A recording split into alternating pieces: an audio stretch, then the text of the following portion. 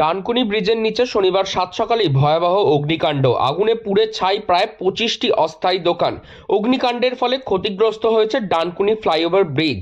আগুন নিয়ন্ত্রণে নিয়ে আসার জন্য ঘটনাস্থলে পৌঁছায় দমকলের 3টি ইঞ্জিন। প্রায় ঘণ্টাখানেকের প্রচেষ্টায় আগুন নিয়ন্ত্রণে আসে, কিন্তু কী থেকে এই আগুন তা খতিয়ে দেখছেন দমকল আধিকারিকরা। স্থানীয় সূত্রে জানা যায়, শনিবার সকাল ঠিক 8:30 নাগাদ আগুন ছড়িয়ে পড়ে। পাশাপাশি থাকা প্রায় 25টি দোকান পুড়ে ছাই হয়ে যায়। Dankuni fire brigade, Uttarpara fire brigade থেকে দমকলের কর্মীরা এসে আগুন নিয়ন্ত্রণে আনেন। ঘটনাস্থলে এসে উপস্থিত হন ডানকুনি থানার আইসি। খবর পাওয়া মাত্রই ঘটনাস্থলে আসেন ডানকুনি পৌরসভার ভাইস চেয়ারম্যান প্রকাশ রাহা। কি হয়েছে? সকালবেলা 7:30 8টা নাগাদ এসে ঠিক ছিল। হঠাৎ 8টা 15-20 নাগাদ দেখে এসে একটা জায়গার থেকে আগুন জ্বলছে। তারপরে থেকে সবাই দোকান থেকে বেরিয়েছে দেখি দাউ দাউ করে চলছে আগুন। 8টা 8:30টার পর থেকে একদম হু করে আগুন। পাশে একটা জুতোর দোকান ছিল, তো জুতোর দোকান থেকে আগুনটা বেশি ছিল। তাতে আমরা সব দেখে এসে যে চায়ের দোকান ছিল কি সেও বললো যে আমি বাইরে বেরিয়ে দেখছি এক জায়গার থেকে ধোঁয়া বেরোচ্ছে। তারপরে আবার আমি দোকানে এদিক ওদিক খুঁজে দেখলাম, পাইনি কাউকে। আবার তারপরে যখন দোকানে ঢুকে গেছি, তারপর দেখি দাউ দাউ করে আগুন জ্বলছে। ওকে বলছে সবাই বেরিয়ে আসো। তারপরে ও বেরিয়ে আসছে, কোনো রকমে বেরিয়ে পড়ছো। তার দোকান থেকে মালপত্র কিছু বার করতে পারি। সকালবেলা মানে দোকান পাট খোলাই ছিল সব? হ্যাঁ। তারপরে হঠাৎ আগুন। বাকি সব পুড়ে গেছে। কতক্ষণ বাদে এসছে দমকল? তারপরে আধ ঘন্টা 1.5 ঘন্টার মধ্যে। তারপরে আমরা এখানকার লোকাল কাউন্সিলরকে ফোন করে, লোকাল কাউন্সিলর সঙ্গে সঙ্গে চলে আসেন। এসে থানায় দমকলে ফোন করতে মোটামুটি আধ ঘন্টা 15-20 মিনিটের মধ্যে চলে এসেছে দমকল। কতগুলো দোকান পুড়েছে? বরাবর মিলিয়ে প্রায় 20-25টা দোকান।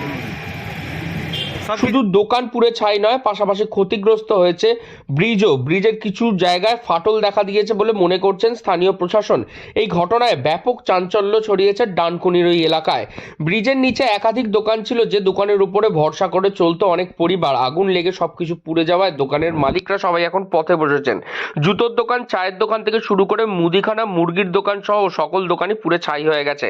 এখন দেখার স্থানীয় প্রশাসন কিভাবে ক্ষতিগ্রস্ত দোকানদারদের পাশে দাঁড়ায়। মনে করছি আমরা যখন কল পাই 8:15 থেকে, সম্ভবত 8:15 দিকে কল পাই, আমরা বলেছিলাম চণ্ডীতলার একটা স্ক্র্যাপ গাড়ির ওইখানে ছিলাম। ওইটা নেওয়ানোর পরে তারপর সঙ্গে সঙ্গে তৎক্ষণাৎ মানে খুব শীঘ্র এবং এত দ্রুতই আমরা এসে কন্ট্রোল নিয়ে নিয়েছিলাম।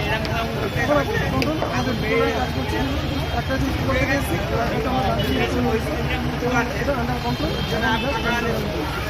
সাহেব, যে এই যে 20টা দোকান, প্রায় 20-25টা দোকান, এটা কি আপনাদের যে সিস্টেম রয়েছে সেগুলো মেনে চলে? মানে অগ্নি নির্বাপন ব্যবস্থা?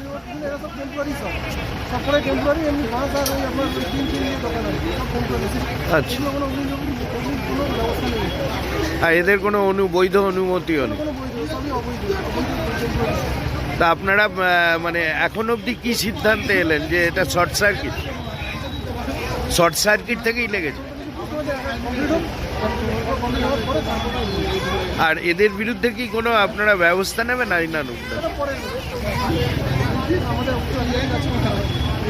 তবে শনিবার সকালে ডানকুনিতে এই আগুন লাগার ঘটনায় এলাকায় ব্যাপক চাঞ্চল্য সৃষ্টি হয়েছে। হুগলি থেকে রাহি হালদার, লোকাল 18 বাংলা।